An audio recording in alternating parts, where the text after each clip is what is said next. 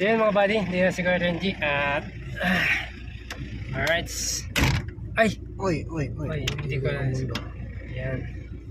Yan lang. So kasama ko si Kuya Renji po.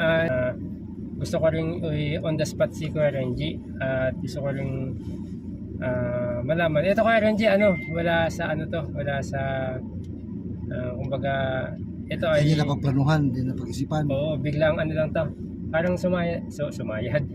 Parang sumagi din sa isip ko at nagbigay nakapag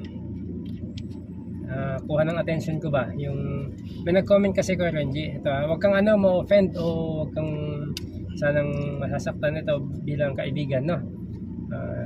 Tayo lang din naman. Wala mo makakarinig. Wala mo ibang makakarinig. So, kasi Kuya Renji, gusto ko lang din maging siyempre para sa safety ng pamilya. Alam mo naman, siyempre nakakasama kita, open ka sa bahay, siyempre may mga pinoprotektahan din ako, ganun ka din naman, di ba? At sa mga nakakasama pa natin at sa mga susunod pa, kasi nga hindi naman lang ito yung panahon na magkakasama tayo, di ba? May bukas pa. May bukas pa at may mga susunod pa, di ba? Kasi tayo magkakaibigan, ganyan talaga yung sino ba ibang magtutulungan. Pero gusto ko lang yung walang lihim, o kaya gusto ko lang Transparent. yung maganda yung Yung tiwala. tiwala. Yun yung mahalaga, isa yan sa isang pinakamahalaga kasi. Lang kasi nakataagaw pansin sa akin yung may nag-comment kasi diyan mga buddy. Yan sa comment section ko at yun, hindi ko pwedeng isa walang bahala kasi at hindi ko pwedeng baliwalain o ignore lang kasi dapat i-prank ako kay Kuya Renji. Maaring hindi nabasa ng iba mga buddy kasi yung ito kasing comment section ko mga buddy, naka-filtered yan. May mga words dyan na filtered, kumbaga pag na type yung ganung word nasisend siya, nakikita ng nag-comment pero nakikita ko rin, pero yung ibang viewers hindi nakikita kasi naka-shadow comment siya. Hindi ko alam kung nakita ng iba, hindi ko naman binura. Pero kung hindi nyo po nakita, baka naka-shadow comment siya. Kumbaga automatic ban kasi yun, may mga word na ban kasi sa YouTube comment. So yun, ngayon gusto kong maging sa'yo, gusto ko rin malaman yung katotohanan. Tatanungin muna kita ng mga ilang bagay para din sa kakalinaw ba. Sa tingin mo, bakit gano'n na lang yung galit ni Ate LB sa'yo na parang ang hirap pa niyang patawarin, ang hirap pa niyang... May dahilan ba? May mabigat bang dahilan na maaring nagawa ka noon, ngayon, o present, o ano ba? Bakit sa tingin mo? Hindi kita pinipressure pero gusto ko lang malaman yung katotohanan ba kasi siyempre may mga din tayo pinaprotektahan. Yun? Kumbaga nag-accumulate na lang yung mga mga pangyayari. Accumulate. Na ipon ang naipon. Bagay-bagay na nagawa niya, nagawa ko. Nasabi niya, nasabi ko. Naipon hanggang sa yun na, hindi na kayang i-handle. So dumakating kami sa point na ganito. Napakarami kasing aminado naman ako na napakarami kong pagkakamali sa buhay. So pero sa mga pagkakamali kong yun, sa napakarami kong pagkakamali, nagawa kong bumangon. Kasi naniniwala ako sa na wala kang decision at ginawa sa buhay mo na wala sa pag-iisip. Lahat yan nasa pag-iisip mo. Lahat ng sabihin mo galing sa puso mo. Tama. Yan ang reality of life At hindi ko itatanggi yung mga nagawa ko dahil nagawa ko yun Ako mismo yun Kumbaga hindi ka magdi-deny na hindi ako magagawa ng excuses kaya mo nagawa yung mga bagay na ganun kung ano man yun, dahil lang sa ganito, ganyan. Alam mo talaga na nagawa mo. Ganun. Unang-una, itong pagkakaroon ko ng ibang pamilya. Sa yun, sa nagawa ko, although may reason, hindi ko na i-reason out yung sarili ko, no? Pangalawa, Nung dito na kami, nagkasama na kami uli, na nagkaroon ng mga pangyayari na nakapag baba ng moral ko, na parang bang nag-give up ako, sumuko ako, na parang bang wala nang halaga yung ano ko, mga ginagawa ko, lahat ng pagsisikap ko baliwala na. Nagkaroon ako ng mga kaibigan, halo-halong kaibigan, hindi man kaibigan, masasabing kaibigan, pero mga nakakasama, nakakahalubilo sa palibot. Dati pa nakakahalubilo na sabihin natin gumagamit hanggang sa nalaman ni Love. Kasi ako naman siyempre hindi ako sanay sa kanya na gano'n. Kaya nag-usap kami, inamin ko sa kanya. Ikaw yung umamin sa kanya? Wala akong tinatago sa asawa ko. Basta alam kong mali ko, inaamin ko yan, hinaharap ko at sinisolve ko. Kaya napag-usapan namin anong dapat natin gawin. Tapos yun ang naging problema naman, yung financial, yung hirap ng financial namin. Sa ano na yan, sa sariling ano na, gastusin nyo na. Sige, tawag ng mga body. Hanggang sa lumipat kami uli dito, sa pangalawang lipat na, yun at yun ang nare-raise na mga problema namin. Tulad din ng nare-raise niya rin na paulit-ulit ng yung tungkol sa second family ko, na bakit ano ba na siya ang mas mahal mo, mga ganong mga niya, hindi ako. Tulad din yan nasa bagay na yun, na nasa system mo, nasa ano mo, nasa ano raw, ang yung effect ba na effect. Yun ang kinakatakot niya. Dalawang bagay talaga yan, yung pinaka main. Kaya naawa lang ako sa asawa ko, kasi yung ano niya, yung takot niya, ang ano talaga namin, hindi kami nagkaintindihan. Kasi may mga times na siyempre nagagalit ako, tapos para sa kanya, pero the reason talaga, nasabi ko na sa mga nakarang mga natin, yung nababasos ako kasi na sobrang mga narinig ko. Ayoko sanang sabihin ulit kasi para maayos, wala akong kwenta, hindi ako nakatulong kahit kailan. Ito yung ayusin ko, mag-uusap kami, sabi ko mag-lead ako, hayaan mo mag-lead, ako ang father of the family. Sabi niya, ba't kita susundin, hindi naman kita tatay. Diba, na mga ano na nakakabastos sa akin. Kaya ako nagagalit. At pag nagalit ako, yun ang ano niya na, parang ba't nagagalit, parang nagtataka pa siya. Nasa system mo ang ganyan, nagiging reason niya. Hindi niya maintindihan na nababasos ako. Para sa kanya, hindi ko siya binabastos eh. Ay, hindi niya ako binabastos para sa kanya. Pero para sa akin, nakakabastos eh. Hindi ako nakatulong sa kanila kahit kailan. Napakalaking sampal sa pagkatao ko nun. Lahat ginawa ako mula noon eh. Naglako pa nga ako ng balot para lang mabuhay kami. Pinagtayo ko siya ng bahay para sabihin niya sa akin wala akong kwenta, hindi ako nakatulong sa kanya.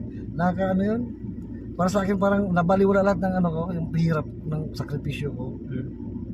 At yun din ang mga dahilan ko naman bakit ako nag-burst out minsan pagka sumusobra na siya, mga sinasabi niya na yun ang dapat natin may pag-usapan, pero ayaw niya magpag-usap sa akin. Tsaka yung financial, number one talaga financial. Yung hirap sa financial, lahat po ng family talaga yun ang pinaka reason ng pagkakaroon ng pagtatalo minsan ng mag-asawa. Yung financial talaga, kasi nawalan ako ng support. Stop ako sa pag-vlog, yun naman mga gamit ko, kaya naging parang kaya siguro niya nasabi na wala akong silbi. Kasi tinitimbang-timbang kong sitwasyon din eh. Bakit tinasabi yung mga ganito? Sa anong pagkakataon niya ba nasabi itong ganito? Yun yung time na nasabi niya yung gano'n, na wala akong silbi kahit kailan. Siguro na sobrang lang din yung salita niya. Hindi niya nasabi na wala kang silbi ngayon kahit kailan nagagamit niya. Kaya naintindihan ko rin yung niya eh. Kung ito, pareho kaming may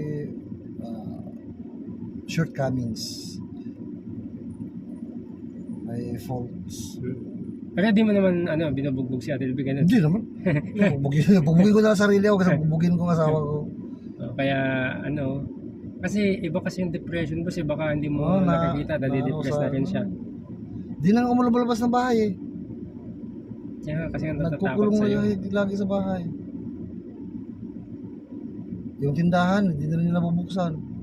Kasi napuno na rin ako sa mga pangyayari na minsan pagka nagkakaroon kami ng kung ano sinasabi niya kasi na di ko na kaya magpigil minsan ngayon na punong-puno na ako. Gusto ko na maayos ang pamilya namin eh. Kaso siya ayaw pa niya na needs time to heal. Tao kasi marunong tumingin ng pagkakamali niya, may tao rin ayaw tumanggap ng pagkakamali niya. Oo. Yun ang isa sa mga sinasabi ko rin sa kanya na tingnan mo sarili mo, yung mga pagkakamali mo. Tinitingnan mo na yung pagkakamali ko na which is reaction lang. Sabi ko sa kanya, iniisipin mo kung ano yung root, main reason. Bakit ko nagawang isang bagay, ganito, bakit nangyari isang bagay. Ang main reason ang tingnan. What yun ang isosolve natin. Yun nga, yung magpag-usap pa. Siguro, pero in God's perfect time, maayos din yun. Basta sa ngayon, babangon ulit. Although ganito yung tsura ko, payat na payat. Sa tulog po talaga ito mga kapams, hindi ako makatulog. Kaya bagsak na bagsak katawan ko. Nasabi nga naman ang pagsasabi ng tapat ay pagsasama ng maluwat. Mga problema, ang mga nagawa ko. Kasi sa isang confession na sabihin mo, before, nangyari ganito, 15 years ago, ang ko dyan, lahat ng mga bagay-bagay sa mundo, kababagsakan pa rin yan is biblical. Once napatunayan na ng Bible na ganitong pangyayari sa kanila, naging ultimate truth ang isang bagay. Kahit na napag-aralan na siyensya, hanggat kahit nasa Bible na yan, hanggat di pa napapatunayan ng siyensya, di ba, hindi pa pinapaniwalaan. Pero sa napatunayan sa siyensya, saka na pinapaniwalaan yun sa Bible. Hindi kasi sa akin ng iba. Sana, ang paniniwala ko kasi, always separate kasi, sineseparate ko lagi ang Bible sa reality sa buhay. Although, ang Bible nagiging guide sa akin. Pero yung in reality kasi, iba kasi dito sa mundo yung reality. Katulad ng, sabi sa tao, pakasalan mo yung taong mahal mo. Sabi, di ba, dito sa atin. Pero sa Bible, mahalin mo yung taong pinakasalan mo. Di ba? Nagets mo? Dito sa kasabihan natin sa mundo, mahal mo siya, pakasalan mo. Di ba? Yan yung kasabihan natin. Pero sa Bible kasi, kung sino yung pinakasalan mo, siya yung mahalin mo. Nagets mo yung ibig sabihin? Di ba? Parang magka-conflict sila. May mga ganong may mga ganong scenarios na kaya you need to separate. Pero tama naman siya sabi mo, may mga bagay talaga na hindi pa natuklasan ng siyensya na nakasulat na sa banal na kasulatan na patunayan na. Yung iba nga hindi nga makapaniwala, di ba? Pero sa akin kasi dito sa reality muna na yun. Kasi ang paniniwala ko kasi walang sikreto na hindi mabubunyag. Hindi man mabunyag dito, sa paniniwala ko kasi may paghuhukom na meron talaga. Darating talaga yung panahon na kahit anong pagsusulit natin pagdidinay lahat yan. mo. Parang hindi ka pagsusulit mo lahat yan Hindi ka mabuking dito. Maraming tao na hindi nabubuking dito, boss. Pero pagdating doon, mabubuking ka lahat ng kalokohan na ginawa mo. At mas mabigat ang parusa sa iyo doon. Oo, talaga. Tulad na sabi ko, dumaan ako sa yung pakiramdam ba na wala akong pakinabang, wala akong silbi. Lahat ng ginawa ko, walang kwenta. Pero hindi reason yun, di ba? Hindi ko sinasabing excuse para gawin ang isang bagay na mali. Na alam kong mali kasi baka maano yung mga manonood natin. Ayokong ma-fall ang isang tao na maging katwiran yung tao lang kasi ako. Hindi katwiran yun na tao lang ako nagkakagawa ng mali. Hindi katwiran yun. May isip tayo may tayo. Saka maraming makakapanood sa atin na baka magiging pwede pala yan. Pero once na nagkaroon ka ng pagkakamali, lagi mong tandaan na kautusan din na magpakumbaba ka yung kababaan ng loob mo, huwag mong aalisin sa buhay mo. bilang pagpapakita mo ng kababaang loob, tanggapin mo, kilalanin mo yung mga nagawa mong kasalanan para may pagsisi mo, may hingi mo ng kapatawaran.